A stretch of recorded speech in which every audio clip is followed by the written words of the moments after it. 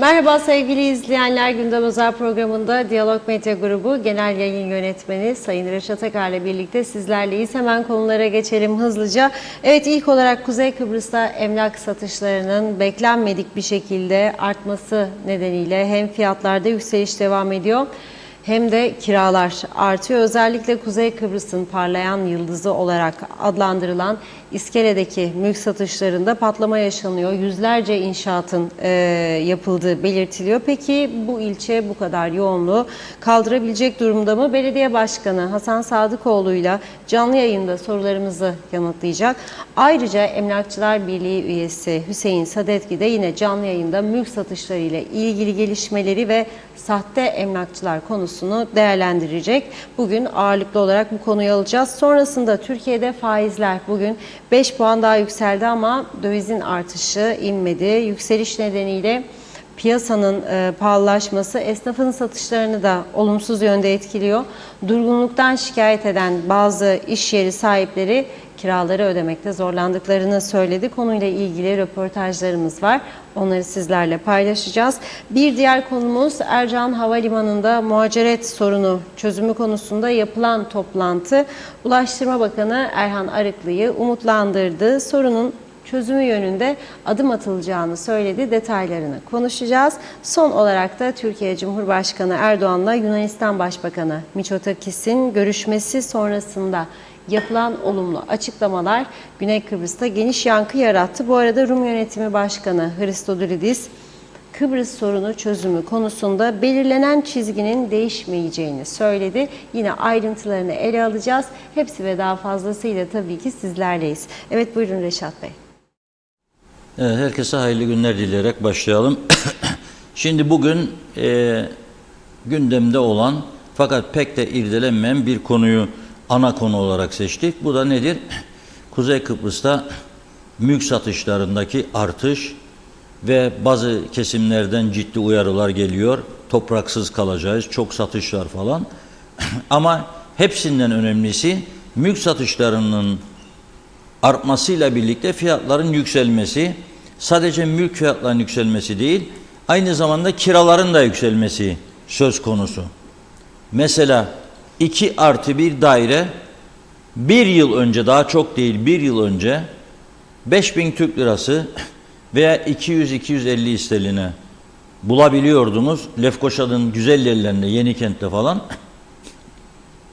Şimdi Girne, İskele bölgelerinde, özellikle Girne'nin tüm bölgeleri, Alsancak, Lapta'ya gidin, Çatalköy, Belapayıs'a gidin, korkunç yükselmiş vaziyette. Aylık 450 ile 700 sterlin arasında 2+1 daire kiralarını söylüyorlar. İskele'de dün akşam bir arkadaşımdan dinledim.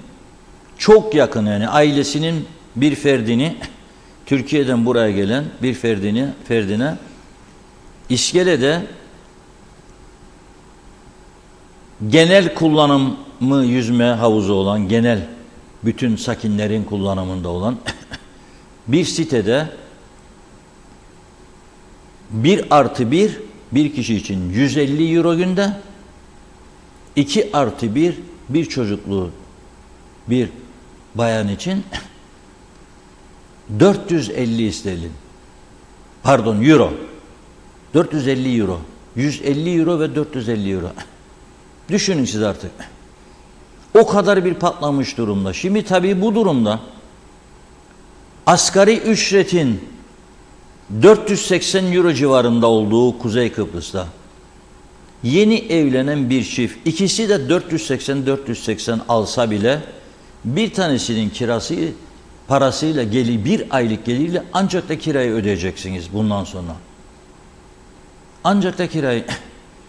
Peki bunun dışındaki masraflar elektrik, belediye vergisi, telefon, akaryakıt gideri, arabasız ev olmaz.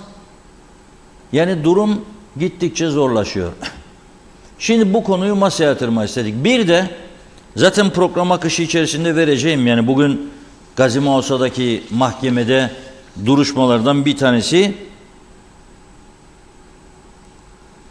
emlak satışındaki yolsuzlukla ilgiliydi.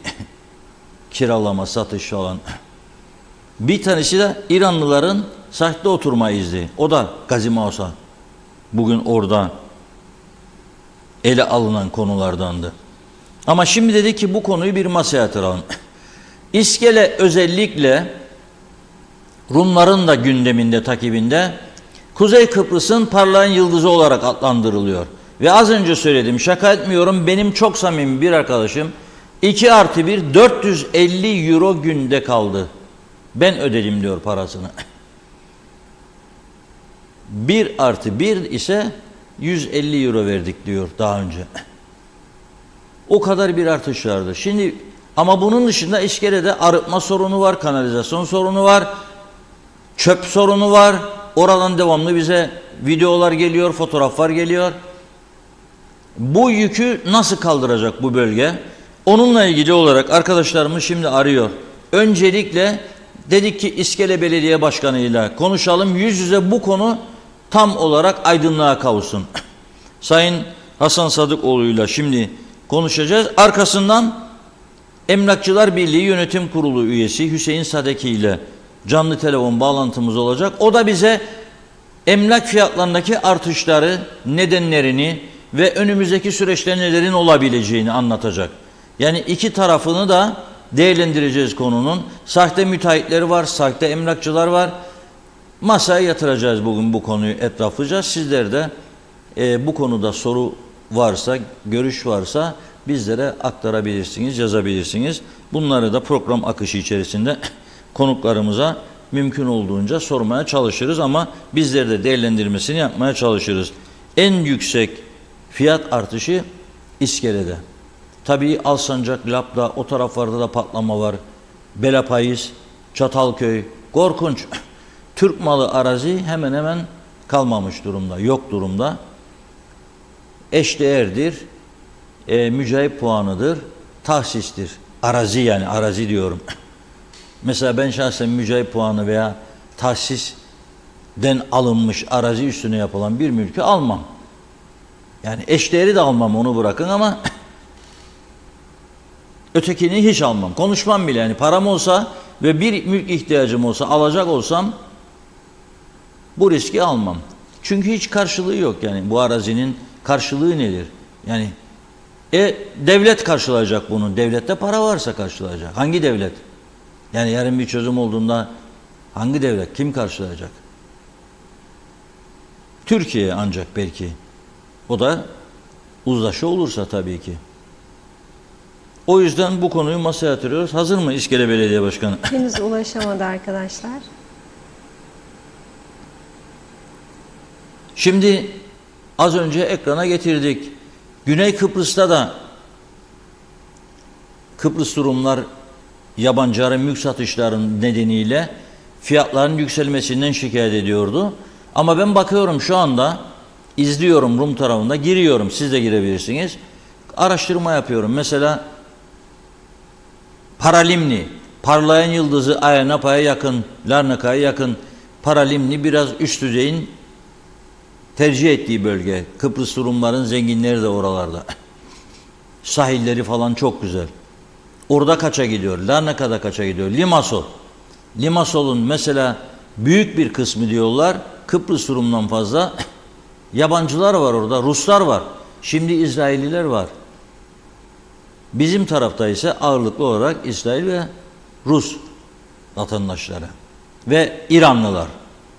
İskele bölgesinde çok sayıda İranlı'nın olduğunu görüyoruz. O yüzden zaten İranlılar baktılar, gördüler ki çok gelen var kendi memleketlerinden. Oturma izni çıkarırlar diye sahte paravan bir şirket kurup sahte belgelerle kendi vatandaşlarına oturma izni vermeye başladılar ve nitekim bugün bir kişi daha tutukladı polis. O tutuklanan şahıs evet dedi, rüşvet verdim, $1000 karşılığında bana oturma izni verdiler. Ben bunun sahte olduğunu bilmiyordum. Bu işi onlar yaptıklarını ve yasal olduğunu düşünüyordum diye ifade verdi. Onu da program akışı içerisinde sizlere aktarmaya çalışacağız. Ama öncelik İskele neden bu kadar çok parlayan yıldız oldu Kuzey Kıbrıs'ın? Neden bu kadar çok mülk satışı var? O konuyu ele almak istiyoruz. Tabii belediye başkanı hazırsa. Ulaşamadı arkadaşlarımız ama cevap vermiyor değil mi? Evet. Evet, belediye başkanıyla arkadaşlarımız o zaman belediye başkanı meşgul veriyor telefonu. Ben de denedim. Siz denemeyin. Arkadaşlar. Tabii İskele Belediye Başkanı bugün adanın en yoğun, en meşgul adamı oldu. Çünkü o kadar çok inşaat var ki orada. Belediye başkanını arıyor herkes. İzin alacaklar. Ne bileyim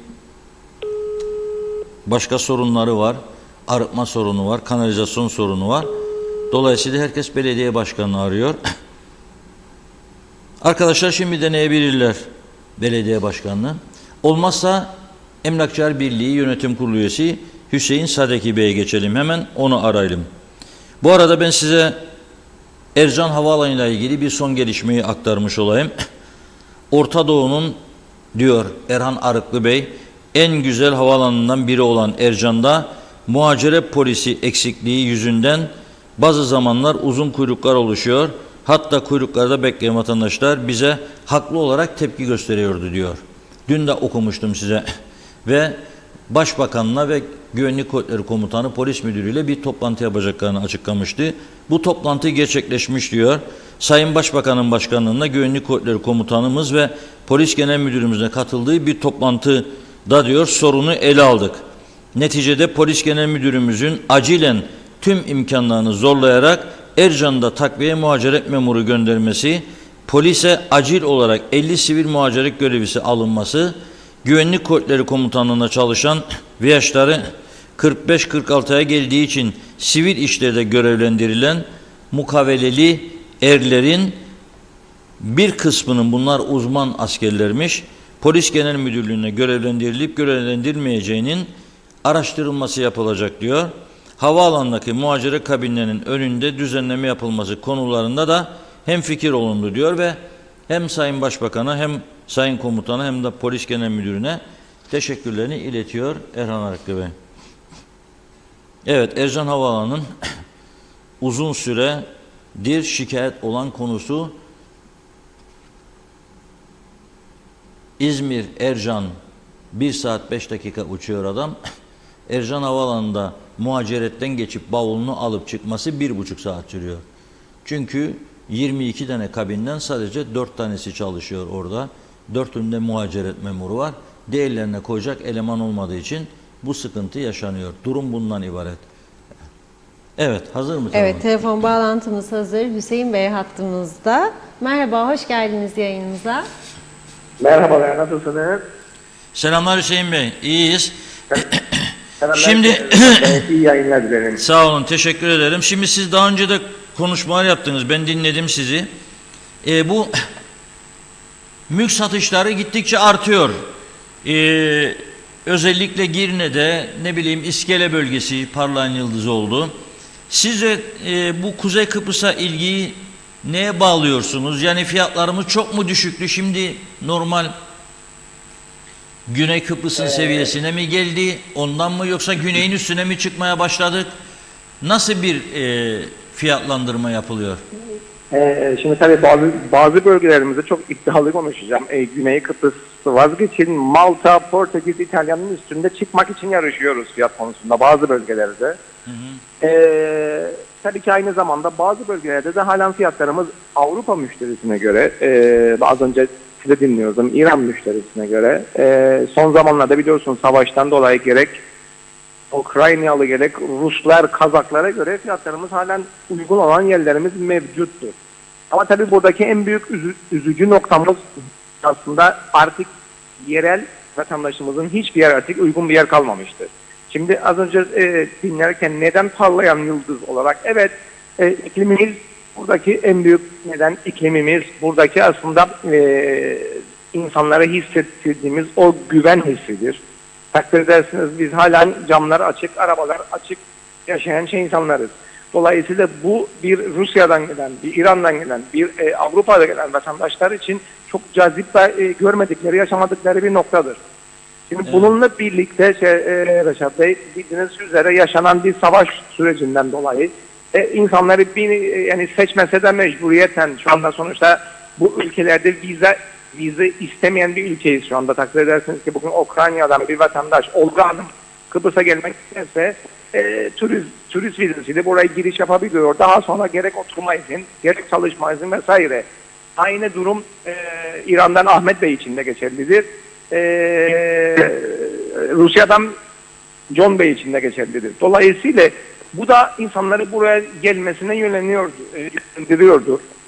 Bu da sebeplerden bir tanesi daha. Bununla birlikte biliyorsunuz ana vatanımızdan da çok sayıda şu anda yatırımcı var. Türkiye'de de fiyatlar son zamanlarda özellikle pandemi sonrası yabancıların ilgisinden dolayı Türkiye'de de çok büyük artış gösterince belirli bölgeler, şehirlere göre Türkiye'den çok daha ucuz sayılıyoruz. Dolayısıyla oradaki insanlar da şu anda Kuzey Kıbrıs'ın birçok bölgesinde yatırım için teşvik ediliyorlar. Ben şu anda birçok internet sayfasında, birçok Instagram'da, YouTube'da genelde maalesef yasal olmayan emlakçılar veya müteahhitler tarafından Kıbrıs'ı anlattıklarını görmekteyim. Buna bir müdahale edemiyor musunuz siz mesela Emlakçılar Birliği olarak? Şimdi takdir ederseniz yani yıllardır değerli başkanımız Sayın Hasan Songur'un birlikte birçok defadır bütün politikacılarımızı bu konularda defalarca görüştük. Burada ben şunu görüyorum biraz Reşat Bey. Anladığım kadarıyla bu taraftan da inşaat tarafından şöyle bir baskı var. Ülkeye evet para girişi var. Bu yüzden kim satarsa satsından gibi böyle bir rahatlık hissediyorlar. Dolayısıyla burada bugün Olga Hanım günün turisti öğrencisi, bugünün emlakçısı olarak çıkabiliyordur mesela. Çok kolay bir şekilde. Aynı şey İskele'de çok sayıda İran vatandaşları için görüyoruz, duyuyoruz, şikayetler alıyoruz. Orada bütün emlakçılar, emlak piyasası onların elinde. İskele'nin belli bölgesinde Rusların elinde duyuyorsunuz. Esentepe'de tamamen Almanlar ve yabancı emlakçıların elinde gibi bir şekilde. Dolayısıyla evet çok yoğun bir satış gerçekleşiyorsa da maalesef yerel emlakçı bunun almış olduğu pay çok düşük seviyededir. Burada bizi aslında üzüyordur. Çünkü evet ülkeye doğrudur bir para girişi var. Bununla birlikte 70'e 80'e yakın bir sektörü doğrudan etkileniyor. Ama bununla birlikte büyük bir şekilde de bir kayıtsız bahsetmiş olduğumuz hizmet bedeli komisyonlar söz konusudur Reşat Bey. Bunun önüne geçmemiz gerekmektedir. Biz Emlakçılar Derneği olsun, birliği olsun, her ne adlandırıyorsanız onunla birlikte defalarca burada aslında bu yüksek fahiş komisyonların önüne geçelim, fiyatları daha ucuzlatalım ki yerli insanlarımız da ev satın alabilsinler. Evet, şimdi demeklerimiz şey oluyordur. Mesela geçen yıl Girne'nin atıyorum işte siz Girne'de faaliyet gösterirsiniz. Alsancak bölgesinde 150 bin lira bile villa bulabilirdiniz. Yani 3 yatak odalı bir ev bahçeli bulabilirdiniz. 150 bin, 160 bin, 150 bin, 170 bin. Şimdi nasıl oldu? Yani bu rakamlar gerçekten hakkı mıdır? 350 bin, 400 bin, 450 bin o bölgeleri şimdi bu kadar... Tabii ki şöyle bir şekilde. Şimdi şuna ben görüyorum. Şimdi ben 25 seneye yakın bir meslek hayatım var. Bu mesleği içerisinde şuna görüyorum. Bu arz talep meselesidir. Aynı şekilde hatırlarsanız pandemi döneminde bu bahsettiğiniz fiyatlar çok daha düşük seviyelerdeydi. Gerek kira gerek satışlarda. Şimdiki evet bir arz talep meselesi. Biraz da sanki bununla birlikte biraz fazla böyle biraz da nasıl anlatayım, hırs mı diyeyim, yoksa artık şu furyayı yakalayıp ne satarsak satalım olayından dolayı fiyatlar bana göre reelinin şu anda üstünde seyrediyor birçok bölgede. Evet. Bu bölge tabii Alsancak için geçerli olmasa da belirli o turistlerin yoğun ilgi gösterdiği bölgelerde öyle şey söz konusudur ne yazık ki. Dediğim gibi burada tamamen şunu bağlıyorum ben. Evet çok ciddi bir şekilde bir kaçak emlakçı empozesinden dolayı çok yüksek komisyonlar, çünkü bu insanların buraya bir bağlantısı yok takdir edersiniz. Bugün varlar, yarın yokturlar.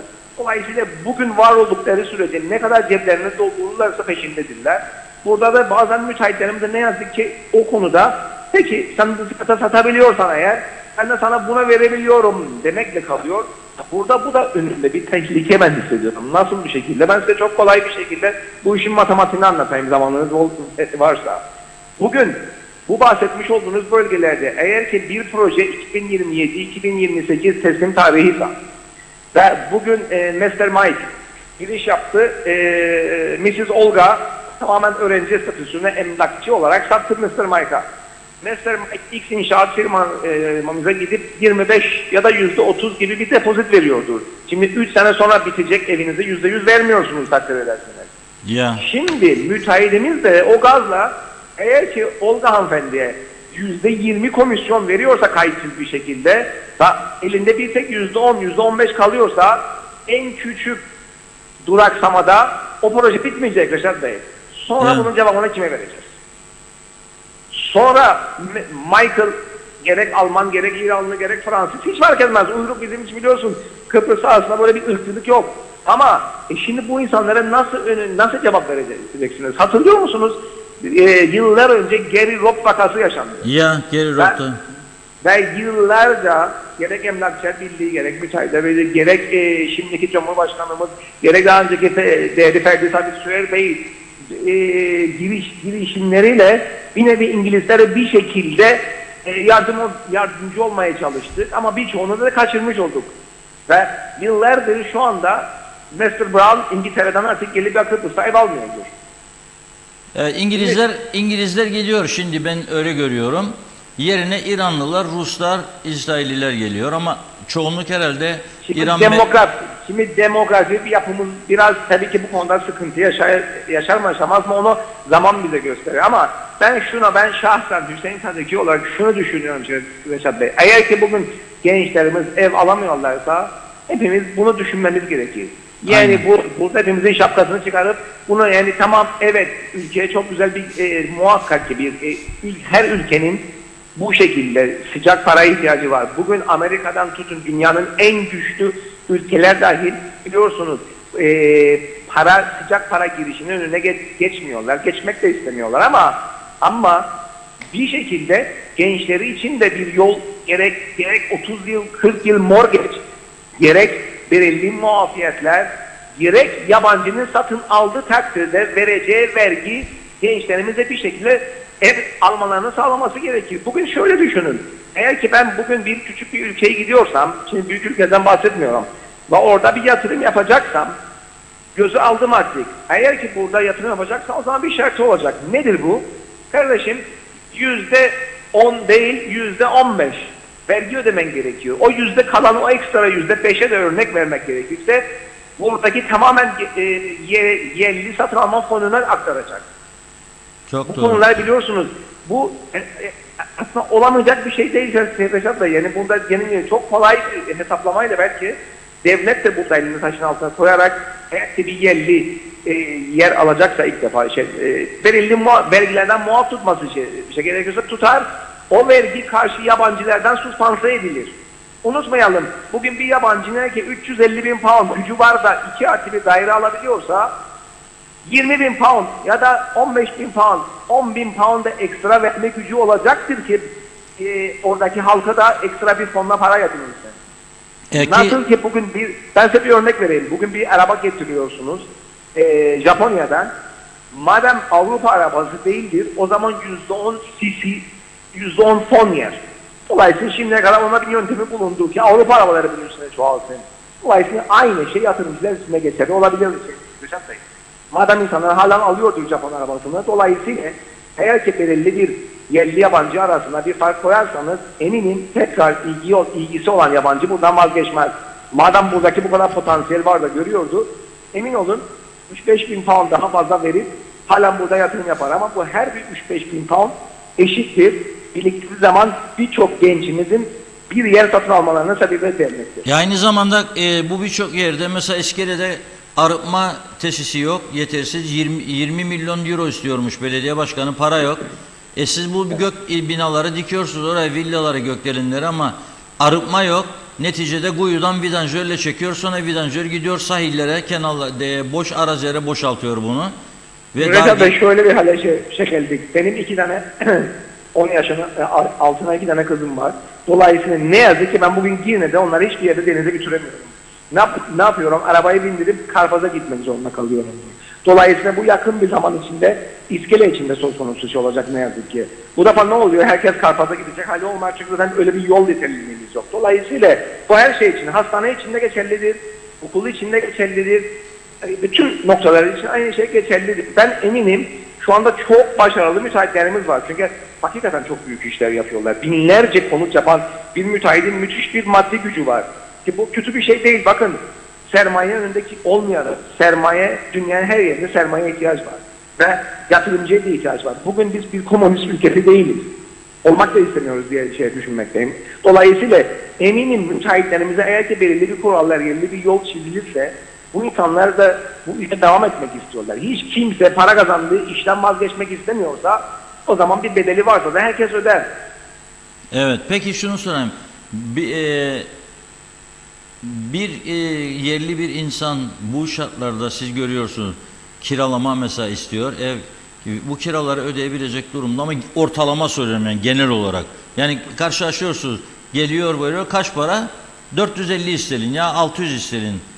Bunu herhalde orada insanlar ödeyemeyiz deyip çekiliyor herhalde değil mi? Ben öyle duyuyorum. Şimdi şöyle bir şey Şehzat Bey. Şimdi şu anda buna rağmen ne yazık ki biz bütün üyelerimizden sorduğumuzda işbirliği yapmak istediğimizde de ne yazık ki buna rağmen kiralık yer bulamıyorsunuz bugün hiçbir yerde.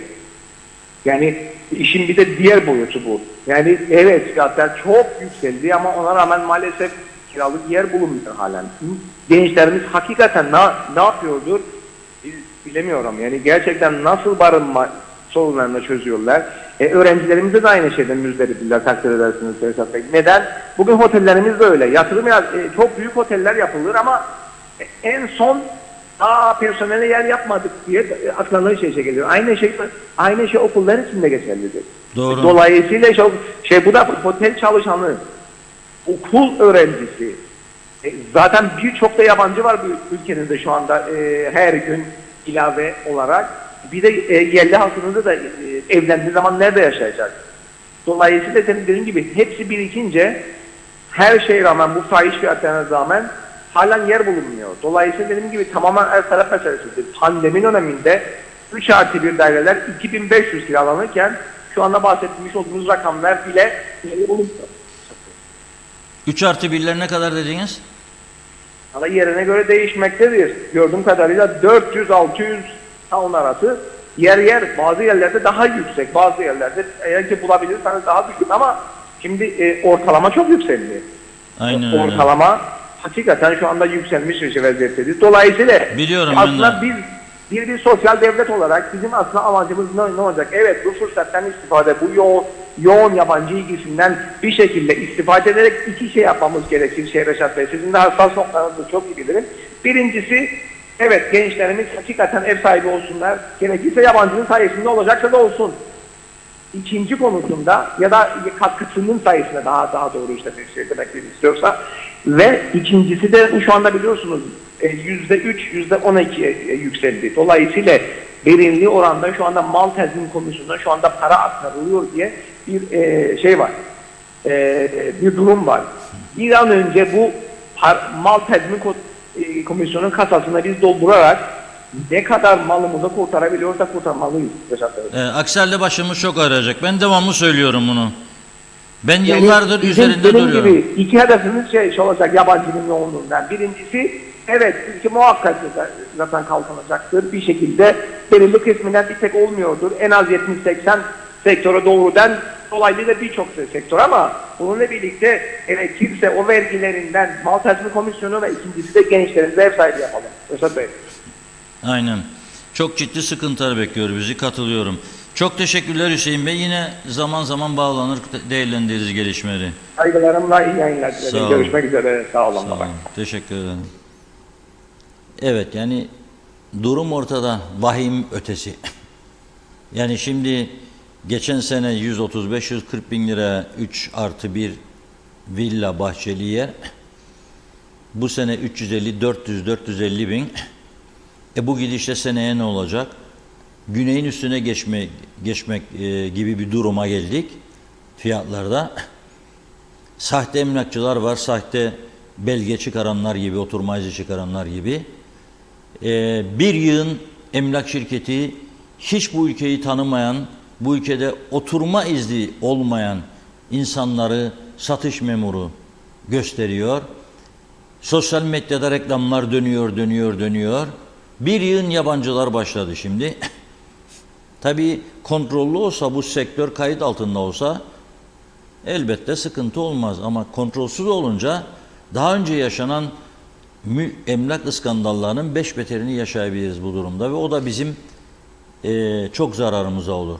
Yani sadece ekonomik olarak değil, siyasi olarak da çok aleyhimizde propaganda meselesi olur. Bu bir. İkincisi, satılan mülkler tümü Rum mülkü. Yani Türk kalmadı. Ben bakıyorum, soruyorum, çok az yerde. Bu mülk eğer senin Limasol'da sana bir arazi vermişler veya Baf'ta veya Larnaka'da hiçbir yerin yoksa, varsa hadi eşdeğerdir, karşılığı hesaplansın falan filan diyecekler. Ve güneydeki mülk bu yandakini karşılamazsa, o günkü koşullara göre fiyatlar zaten belirlenecek iki tarafta. Farkını kim ödeyecek, nasıl ödeyecek? Bir de güneyde hiç karşılığı yoksa, işte tahsis verdim sana, domates, biber, patlıcan ekesin diye. Sen bunu zaman içinde arsaya çevirdin, sattın, aldın parayı, yedin, içtin ya da gittin Türkiye'de başka bir yerde mülk aldın, yaptın falan. Onun bedelini kim ödeyecek? Ödesin Türkiye. Nasıl ödeyecek? Türkiye'nin dün gördüm, bilmiyorum yani 400 milyar doların üzerinde dış borcu olduğu söyleniyor. En doğrusu Hüseyin Bey de az önce söyledi. Ben yıllardır, birkaç yıldır ısrarla üzerinde duruyorum. Taşınmaz mal komisyonunun çalıştırılmasıdır. Adam 400 bin istelim verip bir ev alıyorsa burada 20 bin fazla verecek. Rum mülkü olduğu için. Bu da sadece yabancılara satışlarda geçerli olacak. Yerli halka dokunmayacaksın. Çünkü bir ev alacak. Hele ilk ev alana çok kolaylık yapmak lazım. Alacaksın 20 bin sterlini, taşınmaz mal komisyonu çalıştıracaksın. Bu paraları toplayarak taşınmaz mal komisyonu çalıştırıp kuzeydeki Rum mülklerin ne kadarını artık bu saatten sonra Türkleştirirsek o da kar olacak. Aksi halde ileride bu mülkiyet konusu çok başımızı ağrıtacak. Şimdi mesajlara geçiyoruz. Bu arada arkadaşlarımız İskele Belediye Başkanı Hasan Sadıkoğlu'nu bir kez daha denesinler bakalım. Teşekkür ederek hızlıca mesajlarımıza başlayalım. Mehmet İnancı, hoş vakitler değerli dostlarım, hayırlı yayınlar dilemiş. Teşekkür ediyoruz. Evet, emojiler var. Vedat Allah Kerim de ve diyor ki ülkenin içinde bulunduğu durum yetmezmiş gibi ev sahipleri ve emlakçılar bu halkı yok etmek için canla başla çalışıyorlar. Halkı yok etmeye and içtiler. Erol Topçu hayırlı yayınlar İngiltere'den. Peyman Hassoy iyi yayınlar Reşat Bey. Ekran başında gündemi dinlemek için sizi bekliyoruz. İyi yayınlar diliyorum demiş. Mehmet Uluçaylı da iyi yayınlar diledi. Kolay gelsin diyor. Mehmet Ali Özdemir de. Şenol Tatlıcıoğlu da selamlar dedi. Evet, Ali Dereseven, bizim burada bir devletimiz yok mu? Başka bir devlet olan Rum devleti hangi cesaretle bize sahip çıkmaya çalışıyor? Bu konuda devlet yetkilileri niye sessiz kalıyor? Yoksa Rum'la beraber her konuda anlaştılar da bizden mi saklıyorlar? Özkan Özdemir, bu fiyatların en büyük sebeplerinden birisi arada komisyon koparmaya çalışan, kendini emlakçı zanneden kişiler. Bir de bu fahiş fiyatlardan keşke devlet vergi alabilse. Gerçi neden vergi alabiliyor ki devlet? Mehmet Uluçaylı, doğru, İskele ve bölgesinde emlak ve kiralar uçtu ama bu mülkleri alanlar hep yabancılar. İskele'nin diyor yabancıların sayısı İskele'de yerleşik halkın en az 5 katıdır. İskele Long Beach'te de halka açık yürüyüş yerinde İranlı ve Ruslardan geçilmiyor. Tek Türk görüyorsunuz. Nazime Nalbant, sizleri vaktim oldukça dinliyorum. Çok şey duyuyoruz. Güzel Kıbrıs'ımda ne oluyor bu kadar pahalılıklar yüzünden? Vatandaşlarımız ev bile alamayacaklar artık. Bence önce kendi halkına bakacaksın. Tamam, yurt dışından gelenler paralıdır diye alıyorlar. Fakat benim asgari ücretlim nasıl alacak soruyorum. Günden güne bir adım ilerleme olmadı. Halkın ne kadar perişan olduğunu bilen var mı demiş. Çok üzgünüm. Sabır diliyorum ailelere. Mustafa Özcan iyi yayınlar. Mehmet Uluçaylı İskele bölgesinde nüfus artmasına rağmen belediye hizmetleri en iyi şekilde veriliyor diyor. Aksaklık olmuyor. Başarılı bir belediyedir demiş.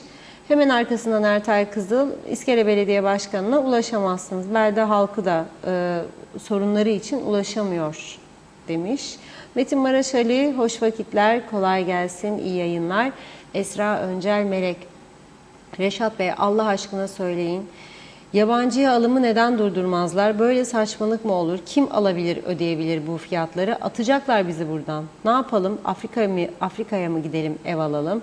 Ulus Barani 1960 yılından sonra Makaryos'un Türklerin mallarını satıp adayı terk etmeleri için yapılanlar, ne yazık ki şimdi açgözlü vatandaşlarımız hükümetin de bilgisi dahilinde yabancılara satılarak Kuzey Kıbrıs'ın yabancı ülke vatandaşlarına teslim ediyorlar. Sanırım 20 sene sonra Kuzey Kıbrıs'ta Türk malı herhangi bir şey kalmayacaklar demiş. Bazıları bu satışlara arka çıkıyor. Hüda Kan, yerliyi boş verin demiş. Ali Dereseven, emlakçı bir arkadaşımız satılan emlaklardan emlakçılara düşen payın küçük olduğundan yakınıyor. Ülkeyi düşünen yok. Sanki portakal satıyorlar. Ülke elden gidiyor. Bazılarının konuşmalarına bakın. Herkes kendi alacağı parayı düşünüyor. Ülkeyi düşünen yok. Celal Harun, yaşanmaz bir ülke olduk. Her gün benzin, gaza, ete, süte zam, sebze, meyve fiyatlara günlük zam. Nereye gitsem sorun. Ateş topu gibi dokunsam patlayacak. Çözüm siyaset ama maalesef onda da sorunlar had safhada. Sadece dua etmekten başka bir çare yok gibi. Allah Kıbrıs Türk'ünü korusun. Mehmet İnancı, gün gelecek Kıbrıs insanı topraksız kalacağı açıkça ortada yazmış. 5-10 emlakçı daha zengin olacak. Vatanda topraksız. Necdet Mavi Gözlü, gelen yabancı insanların nüfusu arttığı müddetçe, ev kiraları devamlı yükseldiği müddetçe burada hiçbir şeyin fiyatı aşağı inmez. Çözüm nüfus artışını azaltmak, ülkeye girişleri sıkı denetim altına almak, gerçek turistlerin ülkeye girişine izin vermekle mümkün olacak. O zaman diyor evlerin çoğu boşalacak, kiralar aşağı inecek. Bununla birlikte diğer harcamalarda da fiyat indirilmeleri olacak. Burası artık yaşanacak ülke olmaktan çıktı. Her yer Afrikalı, Pakistanlı, üçüncü ülkelerden gelen insanlarla doldu. Bugün dere boyunda 2 Rus plakalı araba gördüm. Nereye gidiyoruz? Gerçekten işimiz çok zor. Bir yerde arz talep artarsa her şeyin fiyatı yükselir. Asla fiyatlar düşmez. Tek çözüm demiş nüfusu azaltmak. Sonradan diğer ülkeden gelenleri ülkemizin kaldırabileceği bir nüfusa indirgemekten başka çare yok. Nebahar Canbazoğlu, Reşat Bey, İstanbul'da emlakçılar Türkiye'de reklamlar yapılıyor. İnternet üzerinden arıyorlar Türkiye'den. Kıbrıs'ta ev satıyoruz. Bu olay nasıl? Hatta bütün masraflarınız bize ait. Sizi ağırlayacağız, bilgi vereceğiz diyorlar. Türkiye'deki emlakçılar da burada satıyor. Bu nasıl oluyor demiş. Ortak mı çalışıyorlar anlamadım. Ethem Düzen, bir de kiralardan bahsedin. Esnaf kapatıyor yüksek kiralar yüzünden. Yakında tüm işimizi de İranlı Rus yapacak. Mehmet Uluçaylı, bugün Mausa pazarında domates 60, meyveler 80, patates 28, 750 gram arı balı 250, fiyatlar uçuşa geçti. Alıcılar hemen demiş, hep yabancı. Sayaraker, bu adada her şeyimiz var, bir para makinemiz eksik. Bassak parayı da adayı Gülistan yapsak. Ali Dereseven, emlakçının konuşmalarını dinledim, ülkem adına utanır oldum dedi. Hasan Kasapoğlu demiş ki Kuzey Kıbrıs'ın yerli insanının emlak sahibi olmasını es geçin diyor büyük harflerle. Çünkü onlar valizlerini toplamakla meşgul. Zaten satılan konutlar hırsız topraklar üzerinde inşa edilmiştir. Hasan Nihat Erduran, Türk ordusunun KKTC'de sağladığı caydırıcılık, barış ortamı, savaş gerilimi olan etraftan uzaktan talep yaratmıştır. Bunun dünya emlak piyasaları derken yeni mesajlar gelince yakaladım. Emlak piyasaları yerel emlakçılar duyurmuştur. İlk gelip mülk alanların memnuniyeti, Kıbrıs Türk'ünün samimiyeti, sıcakkanlığı müspet olmuştur. Yaşlanıp ambargoların direkt uçuş engelinden usanıp satıp dönenler bile satarken giderken kar etmekte. Benzer talepler ve memnuniyet Türkiye için de geçerli. Bir de toprak kaynaktır, değerlidir. Adayız, yatırım aracı olarak emlak görülmekte. Çok haklıdırlar. Bu aşamada devlet vergi regülasyonları ile gençlere iş, aş, yatırım için kredi sağlaması ve konut sahibi olmalarını, iş vergi mükellefi olmalarını sağlamalı.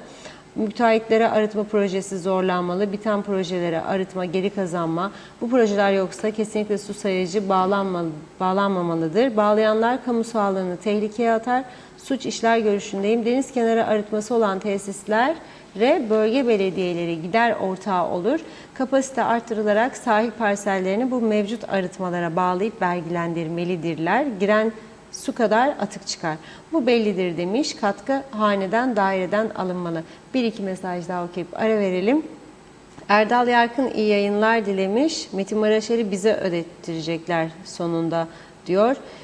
Ali de Aynur Yüzügüler iyi yayınlar diledi. Tema Yavaş Yağmurlu Londra'dan selamlar. Her şeyi çok güzel anlatıyorsunuz demiş. Ali Dereseven, Reşat Bey size göre emlaklarını satanlar mı suçlu diyor, sattıranlar mı? Erdim Niyazi'de Reşat abi dediğiniz gibi sadece yabancılara ekstra vergi konsa araya çakallar girecek. Gene yabancılar evlerini yerli vatandaşın adına alacak. Vergiyi ödemesin diye. Şimdi nasıl ki memurlar eşinin veya akrabasının üzerine iş kurarlar demiş. Aynı hikaye. Daha çok mesajınız var ama ara verelim. Devam edeceğiz yine. Buyurun. Evet, bu nereye benzer? Satan mı suçlu, sattıran mı? Yani benim elimdeki malı kimse silahla satın alamayacağına göre satandır tabii ki suçlu. Bizler de satmaya meraklı bir toplumuz. Yani öteden beri hep 2 tanedir zaten evler, birini satalım. Çocuklar yesin, içsin, gezsin, okusun. Bu nereye benzer? Senin bir mağazan var, müşteri gelir içerisine, elbise satacaksın. Dil dökersin, satarsın elbiseyi, ikna edebilirsen. Alıcı da gelir sana, bu ev bak falan, kaç para düşünün? Ne bileyim, işte ben sana normalde 200 lira 300 lirayım, ver bana der. Oturup gece konuşursunuz dedi, 300 bin isterim, zengin olduk der. Deyip satarlar.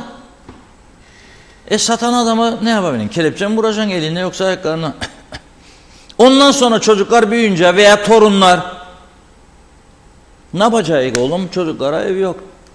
Ev alamıyorlar bağlıka. Gar olsun bu yönetim. İngiltere Kıbrıs'ta Türk gittiği zaman veya Rum veya Alman veya ne bileyim başka memleketten ev alabilir, hakkı vardır. Bizim Kıbrıs'ta Türklerin orada evleri, çok evi olanlar yok mu? Çalışıyor, kazanıyor, alıyor veya buradan gönderiyor, orada alıyor. İngiltere nüfusunun ama kaçıdır alanlar? Çok altın. Yani nüfusun belki %10'udur, 15'idir, 20'sidir orijinal İngiliz nüfusun. Bu bir. İkincisi, mülk zaten devletindir sonunda. Yani sahibi ben görünsem de toprak kimindir? O ülkenindir. Yani toprağı buradan söküp alıp götüremez kimse. Önemli olan bunların kontrollü yapılması ve düzene bağlanmasıdır. Şimdi siz iskelede artırdıkça artırıyorsunuz inşaatları mesela. Peki bunlara elektriğin nasıl götüreceksiniz? Şu anda elektrik ihtiyacımız var. Dün sordum, cevap alamadım. Eğer 300 milyon Tufan Hoca'nın dediği gibi Rum tarafından elektrik son alınan bir ayda 300 milyonu bulduysa yandık demektir. Kim ödeyecek bu parayı? Hadi Aksa'nın parasını Türkiye'nin buraya yapacağı yardımlardan kestiriyorsunuz. Para buraya gelmiyor, yatırımlara gitmiyor. Aksa'yı ödüyor Türk hükümeti. Anladık. Güneyi kim ödeyecek? Bizim ödememiz lazım. Güneyden siz aldığınız fiyatın 1/4'ine burada satıyorsunuz elektriği. Aradaki fark ne olacak? Yani konut yaparken ona göre elektrik, su, kanalizasyon bunları da hesaplayıp öyle izin verip götürmek lazım. Burada onlar yok. Olmadan izin veriliyor. Telefon yok. Haberleşme yok. Sabit telefon tarihe karışmıştır ama telefon da elimizdedir. Yani tamamen tutarsız bir düzende gidiyoruz ya. Yoktur yani, bunun izah edilecek bir yanı yoktur. Evet, hep ülkemizin gelişmesini hepimiz istiyoruz. Ama bir proje sunulduğunda o incelenir. Orada yeterli elektriğimiz var mı? Götürebilir miyiz? Suyu götürebilir miyiz? Kanalizasyon var mıdır? Kanalizasyon yapmak için ne kadar para ihtiyaç var? Bunu nereden temin edeceksiniz? Mülkiyatların üstüne koyacaksınız vergilere. Yok da kanalizasyon vergisi adı altında her ay sonu faturadan topluyor bazı belediyeler. Ama kanalizasyonun mesela Lefkoşa'da %40'ı 35'i hala kanalizasyona bağlı değil. Ne oluyor? Çevre kirliliği devam ediyor değil mi? Kuyular taşıyor, komşu kanalizasyona bağlanmış, öteki komşu bağlanmamış, sağım bağlanmış, solum bağlanmamış, kaldım ortada. Ben de bağlandım. Pencere açıyorum sabahleyin, onun kuyusundan kokular geliyor. Niye bağlanmıyorsunuz? Biz kiracıyız, bağlanamayız. Mal sahibi, bana ne, ben kiraladım, orada değilim artık. O zaman sen bunu mecbur edeceksin. Yasa geçirip meclisten sen bunu mecbur etmek zorundasın. Ama yapmıyorlar. Bir apartman yasası geçmedi. Dün bahsettim, apartmanın 4. katından aşağı inmek zordur diye. Asansör yok. 4 kata aslında asansör istemez yani, ben 4. kata herkes çıkabilir. Oradan poşete sarıp çöpleri aşağıya yolun içine atıyorlarmış. Bakın kaç gündür sanayi söylüyorum, yollar kapanmaya başladı diyorum. Bekliyorum belki birileri gelir, duymazlar bile. Akşam oldu mu Lefkoşa Bandabulyası'nın, yani belediye pazarının o bölgede gitar, müzik, akordeon, içki, keyif, eğlence tamamdır. Oralar yeter bize. Olur mu böyle bir ülke yönetimi? Yani bağırır eşit egemen, tanınma manınma da bu halimizle yani nasıl tanıyacaklar bizi? Yani biz kendi devletimize karşı o kadar tepki durumuna girdik ki herkes. Az saydığım bu sorunlardan birkaç tanesini çözsünler, alkışlayalım hep beraber. Ama yoktur.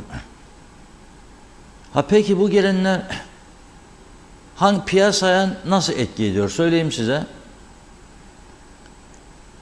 Son 2 yılda, pandemiden sonra yani 1,5 yılda emlakçılar müteahhitlerin dışında bayram eden sektörler, bir, inşaat malzemesi satıcıları yüklerler, devamlı yükle babam yükle. Bugün git bir lavabo al, şu kadar, ertesi gün ne yapalım? Döviz yükseldi. Bu arada döviz yükselmedi tabii. Bugün yükselmedi. Çünkü Merkez Bankası'nın bugün en az %10 puan daha artıracağı beklenirdi faizleri. 10-15, hatta enflasyon %100 civarında Türkiye'de. Siz 25'ten 30'a çıkardığınız faizleri bugün. Ne oldu? Dolarla euro yükseldi daha da. Değer kaybetme yok. Sadece istelin, o da uluslararası piyasalardan dolayı. Ama Türk lirası karşılığında dolar ve euro bugün yükseldi. Düşünün siz, faizler 5 puan arttı Türk parası, ama piyasa bunu olumsuz algıladı. Çünkü de tekrar ediyorum, enflasyon %80-90'lardaysa, %100'sa siz %25'ten 30'a çıkardığınızda hiçbir etkisi olmaz. En az 10-15 puan beklenirdi. Böyle bir şey olsaydı, bugün 25'ten 40'a çıksaydı eğer, kaldı ki Türkiye bankaları, arkadaşlarla konuşuyorum, Türkiye'de 50 veren varmış faiz. Daha bu karardan önce %45-50 veren varmış. Burada da Forever Tiyarinsi'deki Türk bankaları da bazıları %37'ye kadar faiz veriyorlar. %37. Şimdi bu 5'ten sonra %40 olur mu yarın bilemem. Göreceğiz. Ama dövizde çok büyük yükselme yok. İşlerimiz 0,5 dolar ve euro bugün. Fakat bu malzeme satıcıları her gün yüklüyor.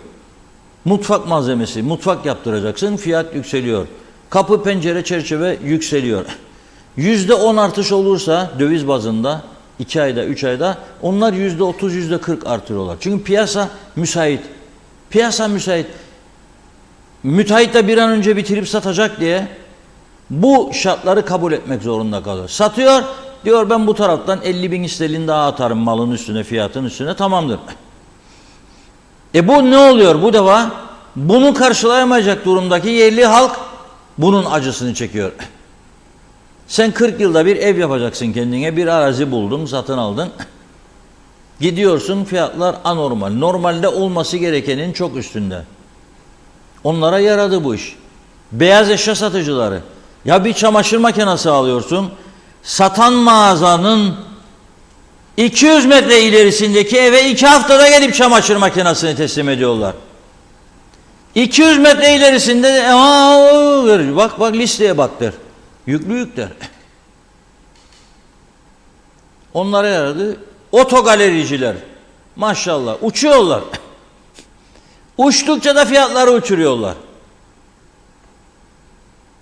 Güneyde 40.000 euroya aldığınız iyi bir arabayı sıfır, kuzeyde 60.000 euro alamazsınız. Şimdi sözümü bana ne diyecekler biliyor musunuz? Onlar Avrupa Birliği'dir ya kardeşler, gümrük birliği sıfırdı. Tamam da bizde de normal fiyatlar olduğunu düşünmüyorum ben. Uçtu fiyatlar.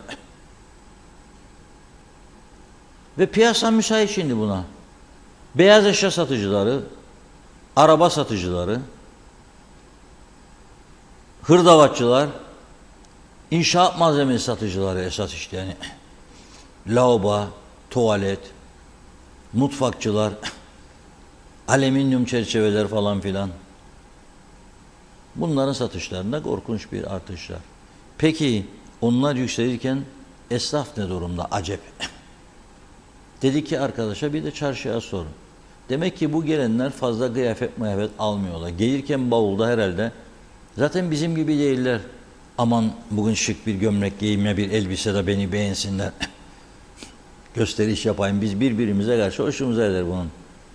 Hanımlar mesela 7.30-8'de daireye gidecek olan hanımlar duyuyorum 6'da başlarmış hazırlanmaya. Duşunu yapacak, saçları tarayacak, güzel elbise ütüleyecek, olmadı çıkar başka giy, olmadı çıkar başka giy. Harcayacak kredi kartlarıyla gidiyor ama yabancılarda, Ruslarda böyle bir şey düşünmem bile ben. Yani 2 tane elbise inan 2 sene götürürler. Esnafa yani pek yaradığını duymadım çarşıya. Eski iskelenin deyim. Yani kent içinde kalanların da şikayeti buydu. Diğer bölgelerin de aynı şekilde. Biraz ayakta tutan benim gördüğüm güneyden gelenler, Rumlar. Onlar da olmasa zaten çarşının işi duman. Ama tam durumu öğrenmek için ne yapacağız? Tam durumu öğrenmek için esnafa mikrofonu uzatacağız. Nitekim bugün arkadaşımız Ömer Kadiroğlu gitti, görüştü. Yaptığı söyleşileri birlikte izleyelim. Gidiyor şu anda satış. Okulların açılmasıyla biraz durgunluk var. Çünkü her şey artık değişti. Çocukların okul masrafları falan ama halen bitmeyen düğünler, nişanlar devam ediyor çok şükür. Kampanyalarımız devam ediyor bunun yanında. Sezon sonu indirimlerimiz var. %50'ye varan, %70'e varan. Onlarla ayakta duruyoruz. Yani o şekilde satışlarımız devam ediyor. İşlerinizi yürütüyorsunuz. Evet. Çok şükür sezona güzel başladık. Yaz sezonundan sonra daha iyi geldi bize diyebilirim bu sezon açıkçası. Sezonun başına olmamıza rağmen. Evet çok şükür. Şimdi okul zamanı olmasına rağmen en azından o açıdan iyiyiz diyebilirim. Şu anda işler durgun. Malum okullar açılıyor. Herkes okullara odaklandı. Biliyorsunuz okul ücretleri olsun, gerek özel okullarda gerek kırtasiye masraflar olsun. Çok ciddi bu cep yakacak konumda şu an. Herkes şu an bütün harcamaları okullara yönlendirdi. İşte kırtasiye giderleriydi, kitaptı, çantaydı, oydu buydu derken şu an herkesin gündeminde okullar. Böyle olunca bizim iş sektör olarak biraz daha geri planda kalıyor. Durgun gidiyor, piyasa durgun şu an. Çok şükür fena bir sezon geçirmedik aslında ama tabii şu anda artık yavaş yavaş bir durulma, bir tıkanma oldu piyasada. Şu anda biraz oturuyoruz yani. Bu durgunluğu neye bağlıyorsunuz? Durgunluğu aslında şöyle, tabii ki bu hayat pahalılığı zaten aldığı yolunu gidiyor. Ciddi anlamda bir artışlar, ekonomik kriz.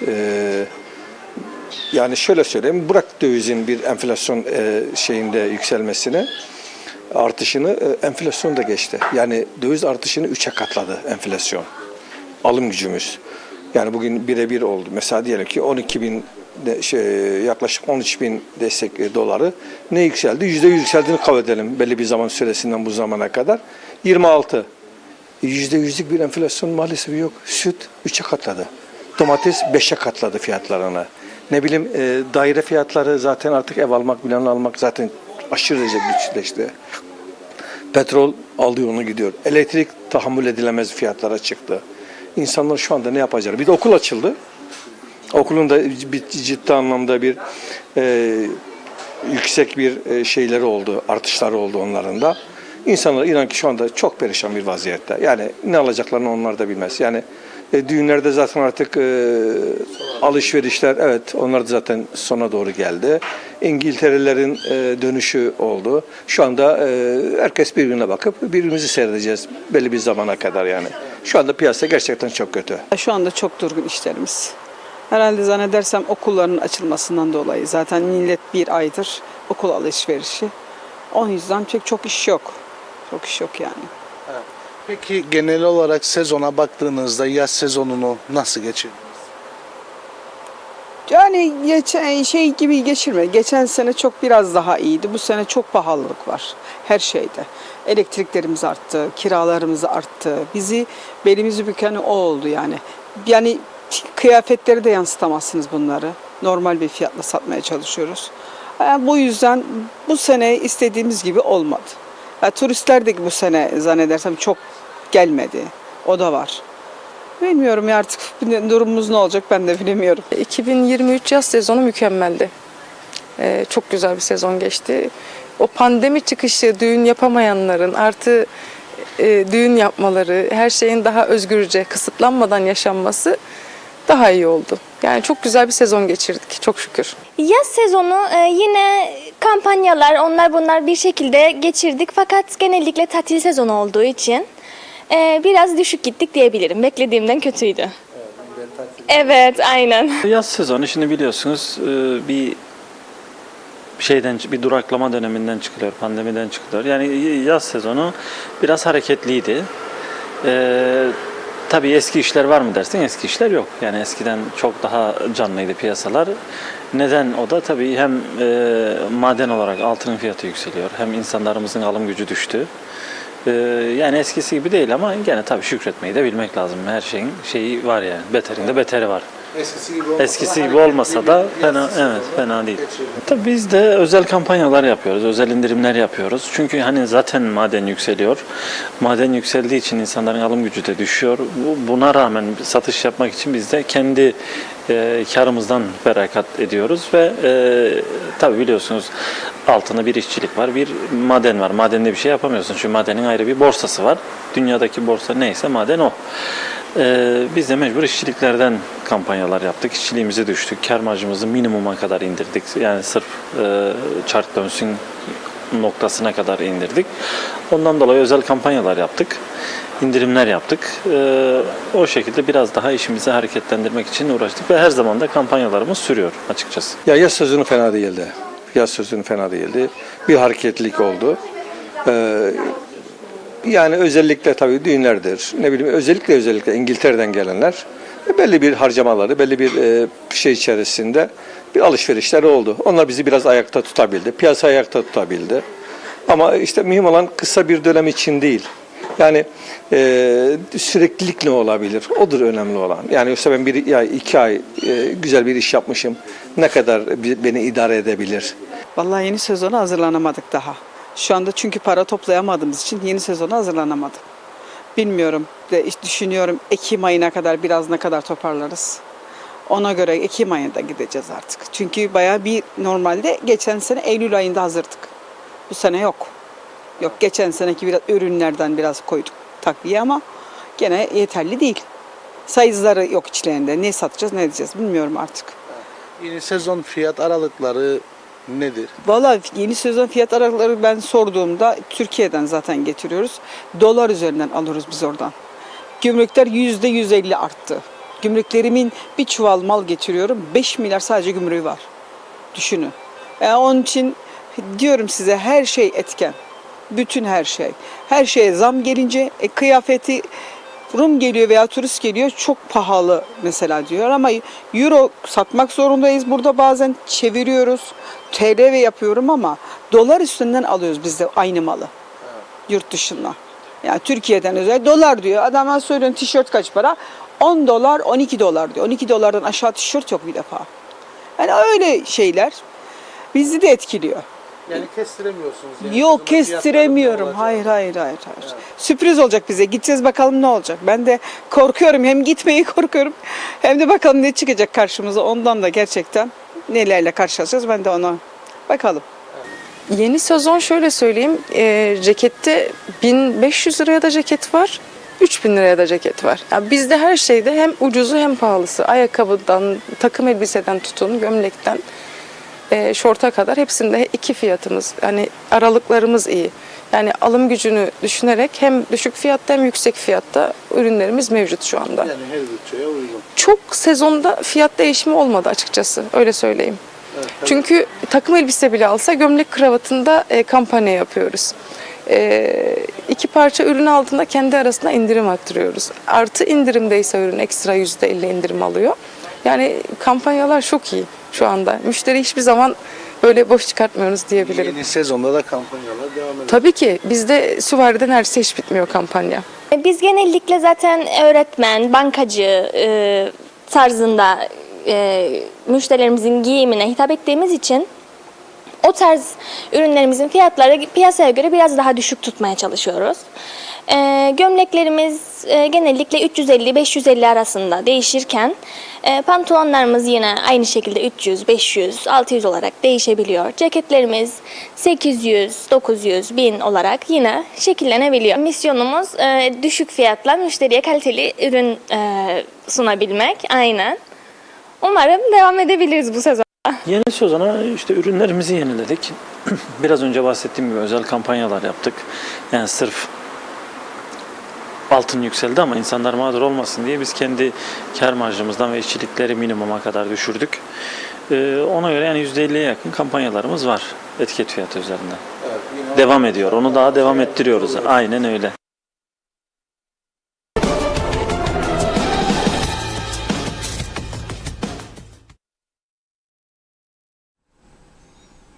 Evet, gördüğünüz gibi esnaf bu durumdan memnun değil. Yani son okullar da açıldı. İnsanlar parayı nereye harcadı? Okullar harcadı biliyorsunuz. Çocukların işte elbisesidir, kıyafetidir, ayakkabısı, çantası, kitapları, defterleri derken eldeki paralar harcanınca ne oluyor? Bu defa insanlar gidip kendine kıyafet almıyor. Yahut da ne bileyim gidip hediyelik eşya almıyor. Birçok yerden elini ayağını kesmek zorunda kalıyor. Şu anda harcanan paranın harcandığı tek yer diyelim, daha doğrusu büyük çapta gıdadır. Yani evinin ihtiyacıdır. Gidip evin ihtiyacını karşılayacak. Onu bile karşılamakta zorlanıyor. Zaman zaman yayınlıyoruz, görüyorsunuz. Mesela 1 yıldır adamın evine balık girmemiş. Doktorlar diyor balık ye, beslen diyor ama adamın evine balık girmiyor. Dolayısıyla ancak para, kazanılan para, eğer kira varsa kirayı ödeyecek.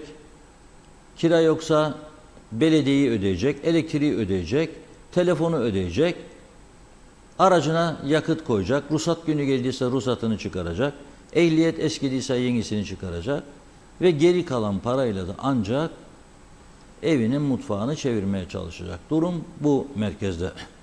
Bugün artık geldiğimiz nokta bu. Yani orta direk yavaş yavaş silinmiş vaziyette. Ya üst ya alt vardır. Öyle görüyorum ben de.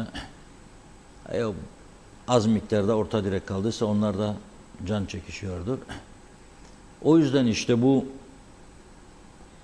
durumda kalınca suçlarda da patlama yaşanıyor. Şimdi mesela emlak konusunu konuştuk. Mesela İranlıların oturma izni, çünkü İranlı nüfus arttıkça gidip dairelerde orada burada git gel de işi olmuyor. oturma izni çıkarıyoruz diyerek para alıyorlar. Nitekim $1000 bugün mahkemeye çıkarılan bir kişi, polisin ortaya çıkardığı bir kişi, adı da söyleyeceğim, Sohrab Bazazi, İranlı, $1000 ödedim diyor, 1 yıllık oturma izni aldım diyor mahkemede. Gene bir başka olay, mahkemeye yansıyan bu mülkiyet satışları falan. İnşaat şirketinde çalışan bir bayan 2 adet dükkanı satıyor ve şirket satmış gibi gösterip komisyon adı altında 48.750 sterlin, bugün Gazi Mausa Mahkemesi'ne yansıyan ilginç bir olaydır bu da. 48.750 sterlini kendi çantasına atıyor, cebine atıyor ve bugün mahkemede çıkarılıyor. Diyor ki, mahkemeye çıkarıldığında da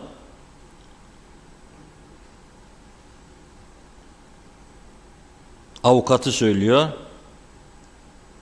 Bana diyor iş yerinde mobbing uygulandığı için diyor ve ben de buna direndiğim için bana diyor iftira atıyor diyor. Çok güzel. Parayı aldı mı almadı mı herhalde çıkacak bugünden ortaya. Yani tam polis detaylarını ortaya çıkaracak ama gerçek durum bu noktada. Şimdi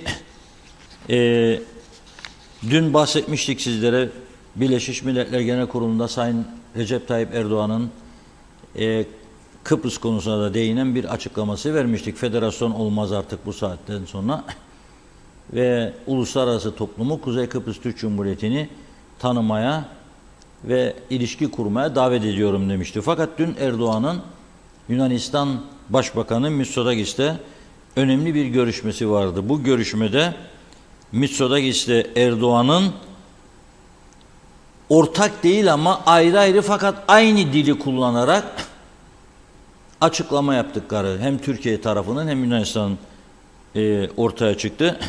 Buna göre iki lider da açıklamalarında şöyle diyor: İlişkilerde mevcut olumlu iklimi muhafaza etme kararlılığımızı teyit ediyoruz dediler. Yani olumlu ilişkilerimiz var. Bunu sürdürme, daha iyiye götürme niyetimizi de beyan ederiz. İki taraf da mutlu. Rum basınına göre iki tarafın açıklamasında da Kıbrıs konusuna değinilmedi. Nitekim Türkiye'de ajanslarda dün akşam düşen haberlerde de Kıbrıs konusuyla ilgili hiçbir kelime yoktu. Türkiye kanadının açıklamasında, Yunanistan kanadının açıklamasında da yokmuş diyor Rum basını da. Bugün geniş bir şekilde verdiler. İki ülke iyi bir ortam ve bir adım daha ileri başlığı altında veriyorlar bunu. Ama bu arada Rum yönetimi başkanı Nikos Christodoulidis de dün Birleşmiş Milletler Genel Kurulu'na konuştu. Burada önemli vurguladığı bazı hususlara ben dikkat çekmek istiyorum. Çok önemli. Diyor ki, bir de var zemin değişmez diyor. Yani iki bölgeli, iki toplumlu federal çözümden biz çıkmayız. Bu Birleşmiş Milletler Güvenlik Konseyi kararıdır zaten diyor. Ve Sayın Erdoğan'ın diyor söylediği gibi diyor, bu kuzeyde yasa dışı diyor o. Yasa dışılığın tanınması mümkün olmayacak diyor. Çözümün temeli onun söylediği gibi değil, farklı bir temelde olacak diyor. Biz diyor Kıbrıs'ta barışın sağlanması için işbirliğine hazırız. Şimdi en önemli bölümüne geliyorum. Burası çok önemli.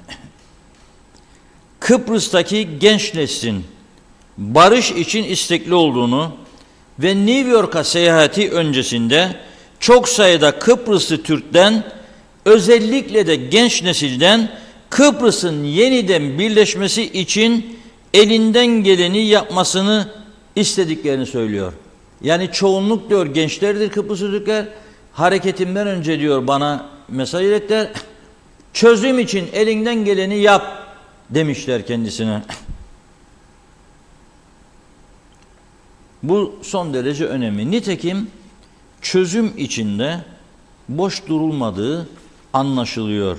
Yeniden birleşme ve barış konulu bir belgesel gösterilecek 25 Eylül'de ve iki toplumlu koroda sahne alacak.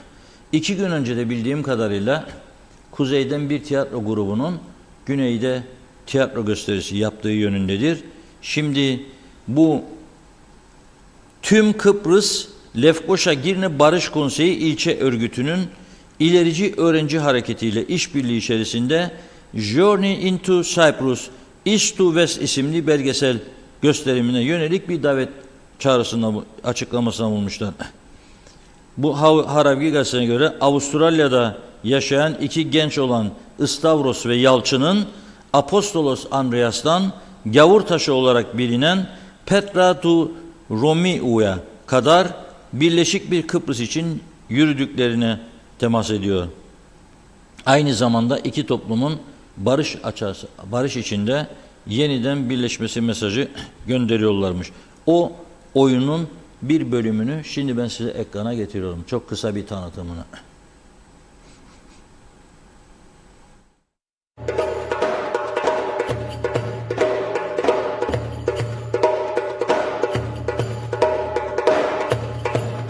Aman aman elinden nasıl uğraşıyor yani ince ince belinden Raftiz Rabbi rifani öpsem dudu dilinden nasıl uğraşıyor yani Aman aman elinden Raftiz Rabbi rifani Sarsam ince belinden Raftiz Rabbi rifani Aman aman elinden Sarsam ince belinden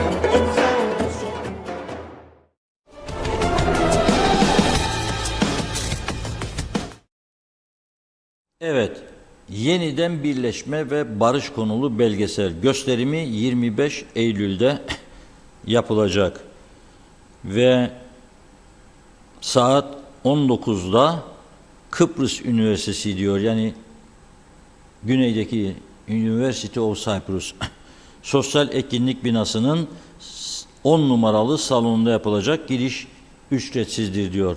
Yani Rumlar İki toplumu yakınlaştırmak ve istedikleri gibi bir çözüm hedefine ulaşabilmek için ellerinden gelen her türlü gayreti gösteriyorlar. Kuzey Kıbrıs'ta da sorunlar arttıkça, gençler işsiz kaldıkça bu tür organizasyonlar daha fazla ilgi görecek. Bu açıktır. Ben bu noktada sorarım bizim taraftaki yöneticilere. Siz gençler için acaba ne yapıyorsunuz? Onlara nasıl bir gelecek hazırlıyorsunuz? Milyar sterlinin üzerinde satışlar yapıldı, mülk satışı ve siz bugün oldu hala da gerekli parayı toplayamadınız siz. Yani durum bu noktada. Buyurun Funda Hanım.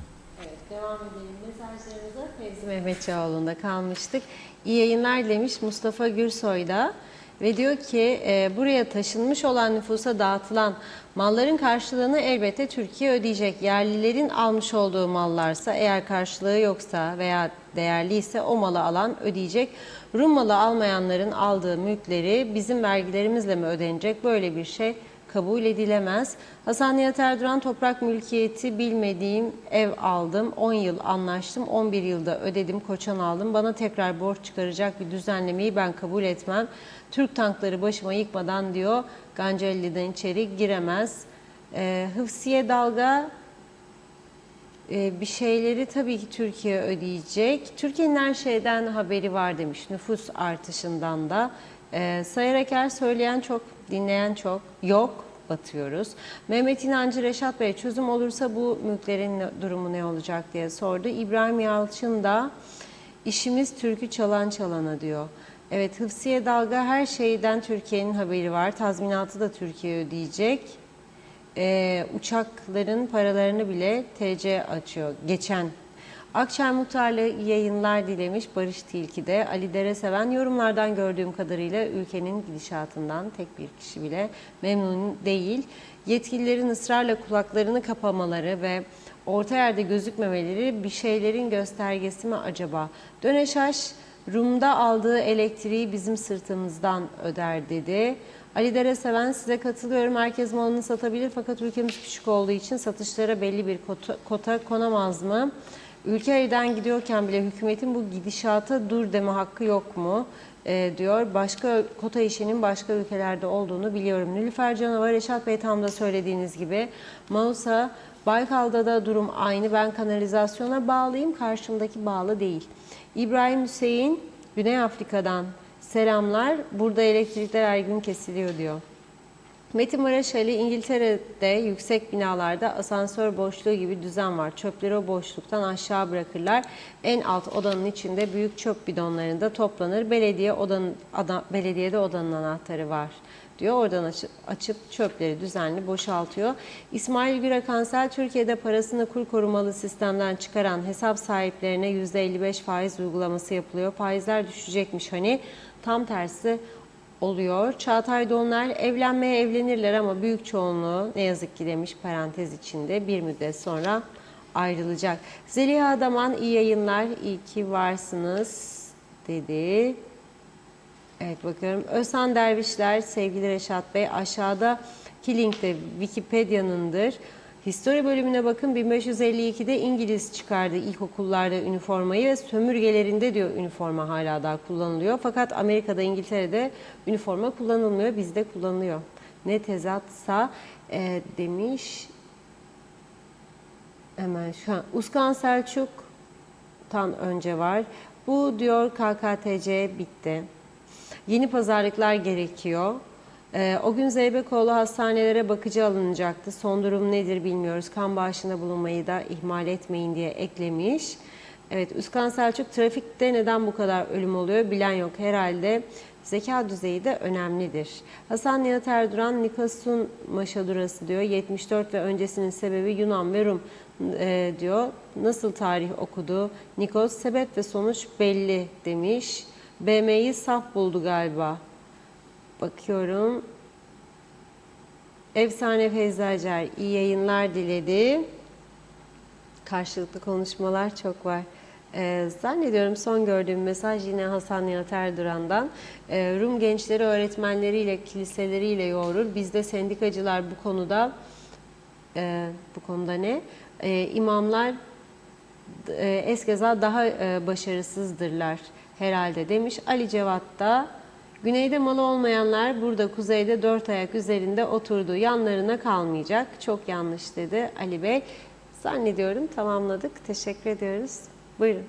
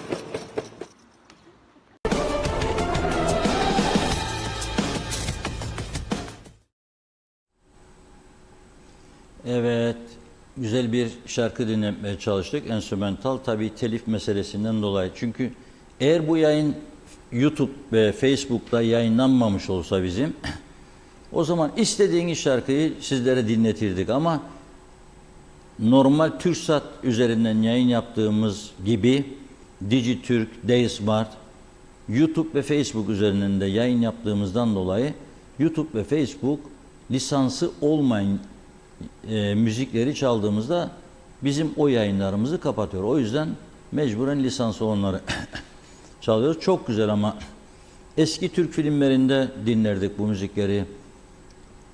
Karda Zordur Yürümek, o şarkı hatırlarsınız. Filmlerde de çok. Bunun gibi çok güzel romantik film müzikleri var aslında. Ve bence de bu kadar ıssesi yaşamın içinde dizileri seyredip her dizide hemen hemen silah çeker, intikam, bıçak, aldatma falan, aldatma zaten diz boyu bu memlekette, Türkiye'de, dünyanın her yerinde şu anda. Bu tip Türk filmleri görmek, bence o eski Türk filmleri, Türkan Şoray, Edison, Kartal Tibet, ne kadar güzel filmler, Cüneyt Arkın, bunlar görmek daha güzel. Arın Malın Peteğim diye bir filmi vardı mesela, Cüneyt Arkın'ın Türkan Şoray'la mesela. Ben asla dizi seyretmiyorum. Yadırgayanlar yadırgayacak tabii. Asla. Hiç vaktimi harcayamam dizilere. Her dizide hemen hemen intikam mutlaka vardır. Silah, bıçak, şiddet falan mutlaka vardır. Ve bazı insanlar hastası oldu, oturup karşısında bekliyor dört gözle bunu. Soruyorum, izliyor musunuz haber programı? Yok. Soruyorum, gazetede vardı, bir gazete gördünüz mü? Yok. Yok. Fakat diziyi sor, hangi dizi dün gece? Hepsini sıralarlar. O ona ne yaptı, bu buna ne yaptı? Bakalım bu akşam sonu ne olacak, yarın sonu ne olacak? Bu da işte bu değişim rüzgarlarının bir parçası diye düşünüyorum. Ve bu kadarla bugünü noktalıyoruz. Yarın inşallah maşallah Cuma günü, mübarek gün, güzel konularla birlikte oluruz. İyi akşamlar. Evet, çok çok teşekkür ediyoruz biz de size ve tamamlıyoruz sevgili izleyenler. Yeniden görüşünceye dek hoşça kalın.